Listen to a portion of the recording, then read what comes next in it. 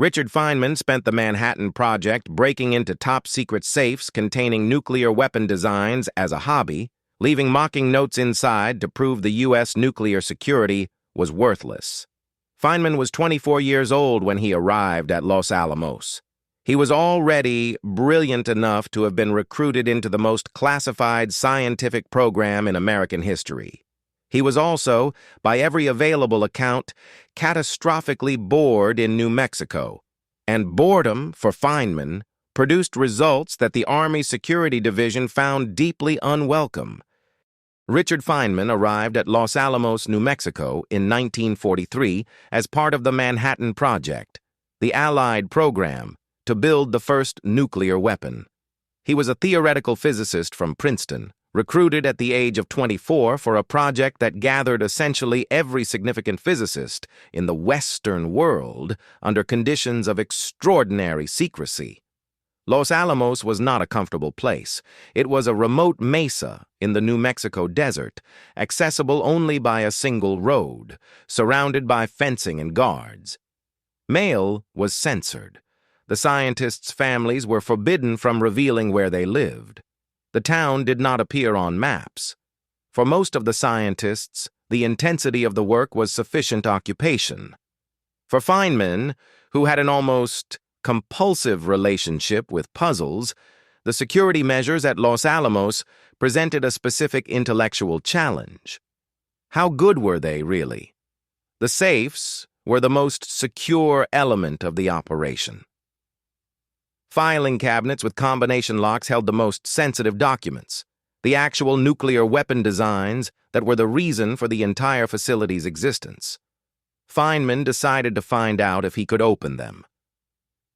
His initial approach was methodical rather than technical. He observed that most combination locks of the period used a standard 3-tumbler pin mechanism. He obtained a bent hairpin and began practicing on the locks. Within a relatively short time, he could work a standard combination lock by feel, listening and feeling for the resistance pattern of the tumblers as they aligned. He then identified a second vulnerability, the combination settings. The manufacturers of filing cabinet locks sent units to buyers with default combinations, factory set numbers intended to be changed immediately upon installation. Feynman surveyed the scientists' offices informally and discovered that approximately 1 in 5 had never changed the factory default setting. Manufacturers set these defaults at numbers that were easy to remember or that followed patterns. Feynman documented the default settings and tried them systematically. He got into a significant number of safes using only the factory default combinations. For the others, he studied the specific locks used at Los Alamos and found that they had a narrower effective range than their nominal number of combinations implied. If you knew where to start and how to feel for the tumbler positions, the actual number of combinations that needed to be checked was much smaller than the theory suggested. Over the course of his time at Los Alamos, Feynman opened multiple safes containing nuclear weapons designs, the most classified documents in the United States government. He left notes inside. The notes varied. Some said simply, "Guess who?" Some were more elaborate, suggesting security improvements or pointing out which specific vulnerability he had exploited. Some were, by his own account in his memoir, "Surely You're Joking, Mr. Feynman," designed specifically to produce the most theatrical possible discovery. A series of files rated in sequence, each containing a note, timed to produce the impression of a systematic intrusion. The effect on the Army security personnel was approximately what you would expect. They were not amused. They were also, to some extent, unable to do much about it.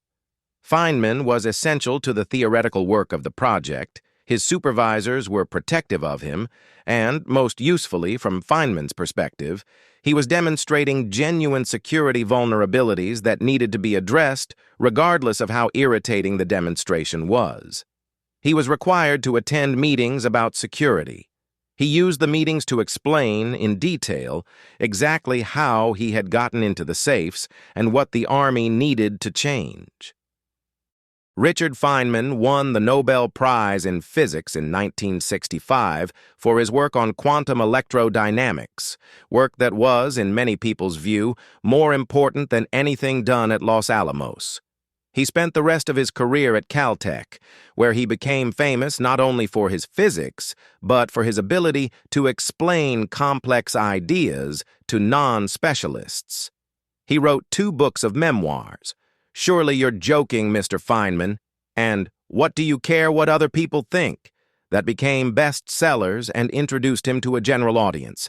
He became, in the 1980s, one of the most celebrated scientists in the world.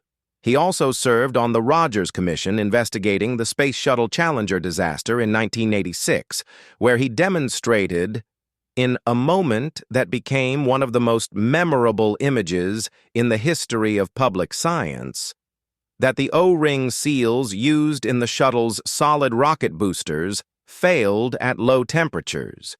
He did this by dropping a piece of O-ring into a glass of ice water during a televised hearing and watching it harden. He died in 1988 at the age of 69 from kidney cancer. The safe-cracking hobby at Los Alamos was, in his own account, primarily about curing boredom. The security vulnerabilities were real. He fixed them. He was 24 years old, stuck in a fenced compound in the New Mexico desert, building the most destructive weapon ever designed, and he spent his free time picking combination locks and leaving notes in secret files to make Army security officers angry. The physicist who cracked the atomic bomb's safes for fun. Not a spy, not a saboteur. A bored genius with a bent hairpin and a specific kind of intelligence that could not look at a locked box and ignore it. He fixed the security problems. He also proved they existed. The Army didn't love him for it. History generally thinks it was the right call. Subscribe if you want more. See you in the next one.